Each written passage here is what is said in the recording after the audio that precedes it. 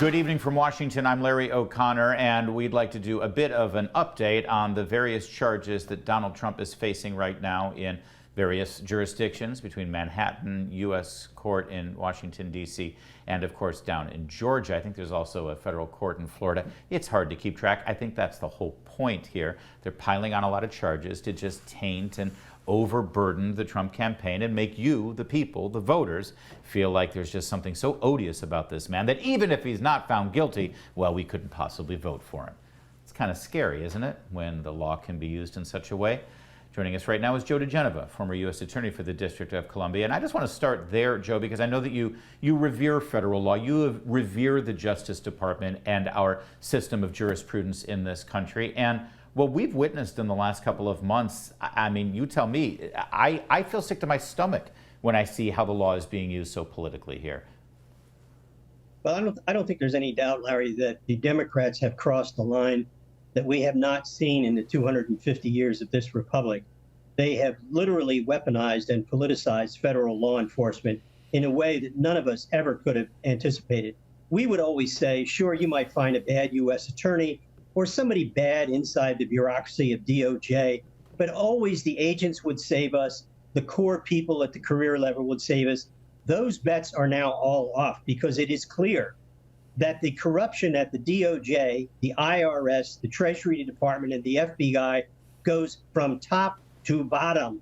We now know that agents of the FBI were subverting investigations into Hunter Biden, that they tried to corrupt an investigation by the Delaware U.S. Attorney by withholding information, by leaking information to the New York Times, false stories to create misimpressions about evidence. They hid vital clues, such as the famous FD 1023. When you go back and look at the last several years, what you have is federal law enforcement rotten from top to bottom. And anyone who doesn't believe that, who's ever been a federal officer, is lying to themselves because they want to protect the institution. And Joe, specific to these charges now from Special Counsel Jack Smith with regard to President Trump's behavior after the election and prior to January 6th, if I'm arrested and I'm charged with crimes and I publicly announce that I think that the charges are bogus and I think the judge is biased and I'm not getting a break, I mean, that can all be used against me in a court of law, I would think. What is Jack Smith's concern about Donald Trump speaking publicly on social media about this case?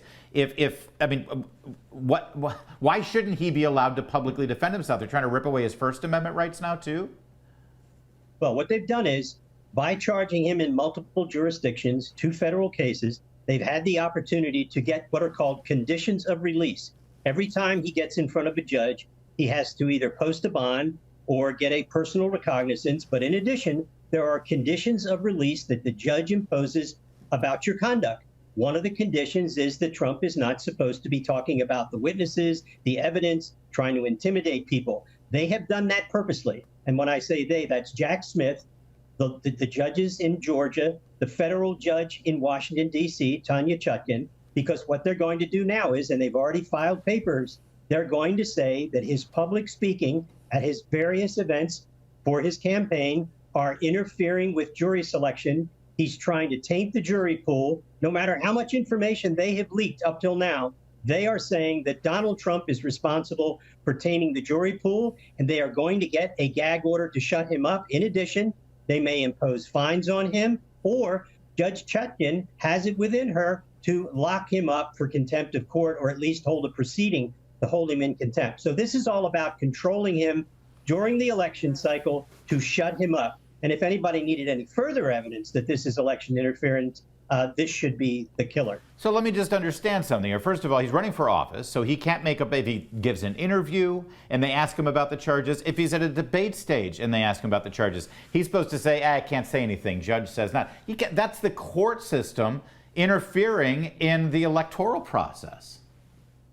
That is exactly correct. And Judge Chutkan and Mr. Smith and Merrick Garland and Christopher Wray will all say, that's not our problem. You can run for president. You just can't do these certain things. Yeah. Well, of course, they're trying to stop him from talking about the single most important offensive action taken against him by his opponent, the President of the United States, using the Department of Justice as a weapon in a re-election campaign. This is the evil of this. This is why when the Democrats used the federal criminal justice system to attack their most serious opponent, they created a monstrosity. They are killing the Constitution. They are destroying American politics as we know it, and they don't care. Joe, there's another, I mean, if everybody listens to the last 6 minutes of what you've laid out here, I'm sure they're catching the irony here that FBI agents and informants at the Justice Department can anonymously leak whatever they want to the Washington Post, to the New York Times, to cable and broadcast networks. It gets trumpeted worldwide. And it taints the jury pool. It intimidates witnesses. It changes the public narrative about these cases, all anonymously and all illegally leaked. But Donald Trump, the man who's accused, can't go on Twitter or social media and write 240 characters saying that he's innocent. That's outrageous. That's exactly right. It is outrageous. That's exactly what's going on. The federal government has been using its agents and operatives to illegally leak grand jury information to the press, to create prejudice against Donald Trump, pretrial, now post-indictment, pretrial prejudice, to do what? To influence a potential jury pool in 4 jurisdictions, New York, Washington, D.C., Fulton County, Georgia, and Miami, Florida. It is a despicable abuse of power. Not a word from the American Bar Association. All the federal judges keeping mum. All they are doing is, because they all hate Trump, I don't care who they are, I don't care what party they're from, they are ignoring the reality of an assault on the electoral system. It's disgraceful. And there's not much that can be done about it unless the Republicans pick up the cudgel in the House of Representatives. But they can only do so much. This requires a free and honest press, which we do not have anymore. It also requires an election. If the American people can get so fed up and so angry about this that they throw this entire government out and replace it.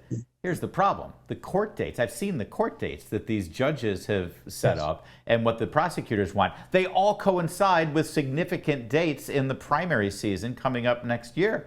How can we have a fair election with all of this happening? Well, you can't.